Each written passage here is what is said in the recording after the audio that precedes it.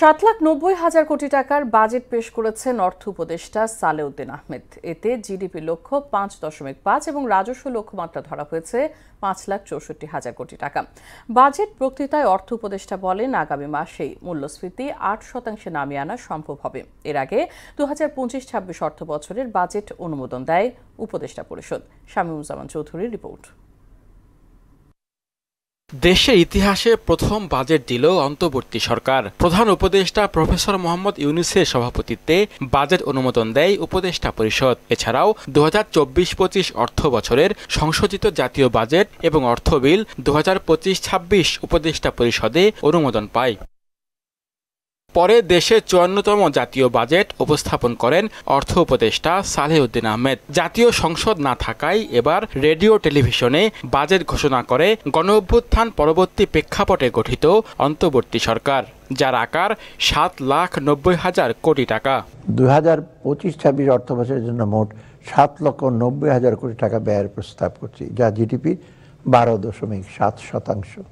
এর মধ্যে পরিচালন সহ অন্যান্য খাতে মোট 5,60,000 কোটি টাকা এবং বার্ষিক উন্নয়ন কর্মসূচিতে 2,30,000 টাকা বরাদ্দের প্রস্তাব করছি। অর্থ উপদেষ্টা বলেন, বিদ্যুতের দাম আপাতত বাড়ছে না, আর আগামী মাসে মূল্যস্ফীতি নামিয়ে আনা হবে 8%। বাজেটে অগ্রাধিকার পাচ্ছে শিক্ষা ও স্বাস্থ্য খাত। বিদ্যমান উচ্চ মূল্যস্ফীতির প্রেক্ষাপটে নীতিগতভাবে আমরা বিদ্যুতের মূল্য আপাতত না বাড়ানোর সিদ্ধান্ত নিয়েছি। বিগত সময়ে প্রতি অর্থ বছরে বাজেটের আকার বাড়লেও দেশের অর্থনীতি কয়েক বছর ধরেই মন্দার সময় পার করছে, তাই এবার কিছুটা কাটছাট করা হয়েছে। প্রস্তাবিত বাজেটে রাজস্ব আহরণের লক্ষ্যমাত্রা 5,64,000 কোটি এবং ঘাটতি ধরা হচ্ছে 2,30,000 কোটি টাকা। আগামী 2025-26 অর্থ বছরে মোট 5,64,000 কোটি টাকা রাজস্ব আয়ের প্রস্তাব করছি, যা জিডিপি 9%।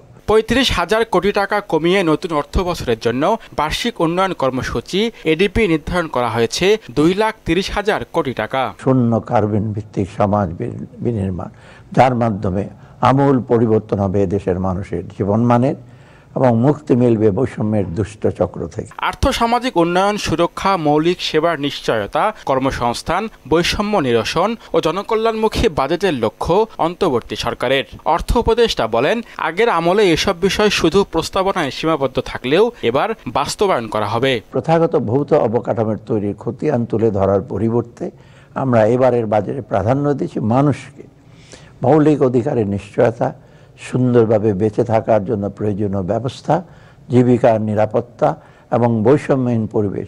এই অত্যাবশ্যক উপাদানগুলো ছাড়া যে কোনো রাষ্ট্র অকার্যকর হয়ে পড়ে দুর্বল হয় সমাজের ভিত। এবারের বাজেটে তাই শিক্ষা, স্বাস্থ্য, সুশাসন, নাগরিক সুবিধা, কর্মসংস্থান ইত্যাদি বিষয়ের উপর জোর দেওয়া হয়েছে।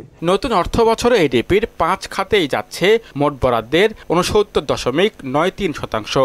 সর্বোচ্চ অগ্রাধিকার পাওয়া পরিবহন ও যোগাযোগ খাতে দেয়া হচ্ছে 59,000 কোটি টাকা। দ্বিতীয় অবস্থানে রয়েছে বিদ্যুৎ ও জ্বালানি খাত, আর তৃতীয়তে রয়েছে শিক্ষা। এছাড়া 405 কোটি টাকা বরাদ্দ দেওয়া হয়েছে জুলাই অভ্যুত্থানের শহীদ পরিবার ও আহতদের জন্য।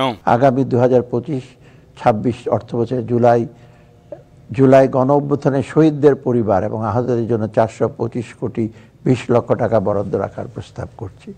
কর জিডিপি অনুপাত বাড়ানো, স্থানীয় শিল্পের সহজীকরণ, রাজস্ব আহরণ বৃদ্ধি, নতুন কর্মসংস্থান, এফডিআই আকর্ষণ, ব্যবসা বান্ধব পরিবেশ তৈরি সহ ভ্যাট ব্যবস্থা সহজ করার উপর জোর দেওয়া হচ্ছে প্রস্তাবিত বাজেটে। আমাদের এবারের বাজেট কিছুটা ব্যতিক্রমধর্মী। শামীমুজ্জামান চৌধুরী, মোহনা সংবাদ, ঢাকা।